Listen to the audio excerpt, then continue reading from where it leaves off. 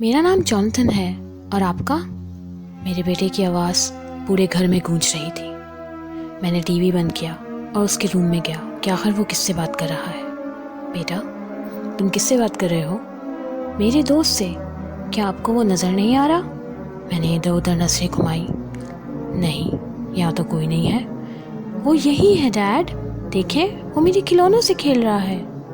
जब मैंने अपने बेटे के खिलौने की तरफ नज़र डाली तो वो अपने आप हरकत कर रहे थे।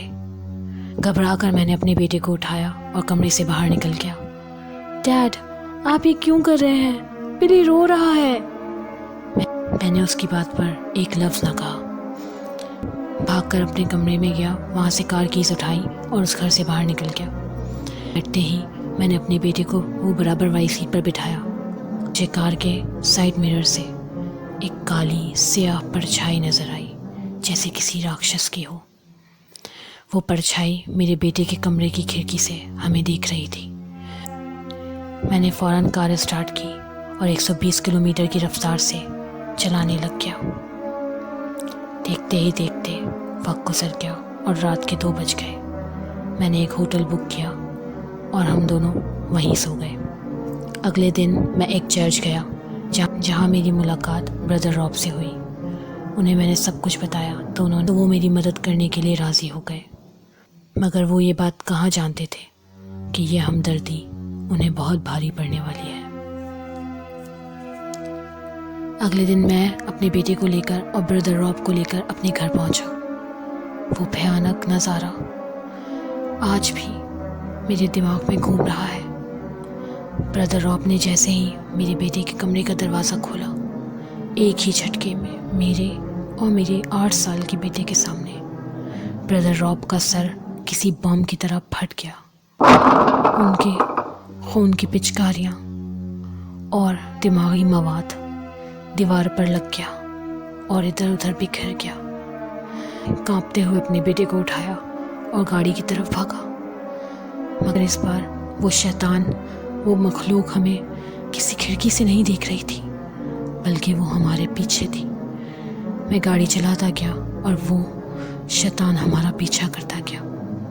इतने में मेरा बेटा मुझसे बोला, डैड, आप बिली से क्यों डर रहे हैं? बिली सिर्फ हमारे साथ खेलना चाहता है। मुझे कुछ समझ नहीं आया कि उसके इस मासूमाना बात पर क्या जवाब दूं। मैं गाड़ी चलाता गया जहाँ तक मुझे ये महसूस हुआ कि अब वो मखलूक मेरे पीछे नहीं है। मैंने गाड़ी साइड पर लगाई। बेतहाशा थकन की वजह से मुझे नींद सी आ रही थी, लेकिन हालात और सोचें मेरे दिमाग पर सवार थी कि हम कहाँ रहेंगे। क्या हमें सड़कों पर रातें गुजारनी पड़ेंगी या क्या वो शैतान हमारे पीछे पड़ जाएगा? सोचते सोचते मैं अपने बेटे को अपने सीने से लगाकर सो गया। खौफ के मारे मैंने उसे खुद से बिल्कुल चिमटाया हुआ था, जोर से। कुछ देर बाद मुझे महसूस हुआ जैसे कोई मेरा बेटा मुझसे छीनने की कोशिश कर रहा है। मैं चौंक कर उठा।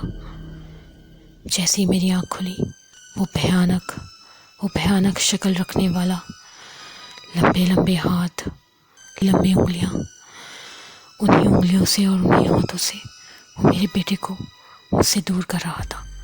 तुम क्या चाहते हो हमसे? मैं चिल्लाया। वो मखलूक खामोश रही, लेकिन उसने मेरे बेटे को मुझसे ले लिया और एकदम से अपनी आंखें बाहर निकाली, जिसे देख के मैं बेहोश हो गया। अगले दिन जब मेरी आँख खुली तो आसपास लोग ही लोग थे। वो अपने अपने कामों में मसरूफ़ थे, लेकिन उनमें से कुछ बातें कर रहे थे। डॉक्टर, क्या आपने इन्हें मेडिसिन टाइम पे नहीं दी थी? आई एम सॉरी डॉक्टर, मैं वो मेडिसिन देना भूल गया था। मजाक कर रहे हो क्या? पता नहीं है इस पेशेंट की हालत कितनी क्रिटिकल है। ये सुनने के साथ ही मुझे अजीब अजीब महसूस होने लग गया। मुझे कुछ समझ ना आया कि मैं कहाँ हूँ, कौन हूँ। जैसे ही डॉक्टर और नर्सेस मुझे रूम में छोड़ के गई, मुझे नींद सी आने लगी, लेकिन एक भयानक आवाज़ ने मुझे जगा दिया, वैगी वैगी।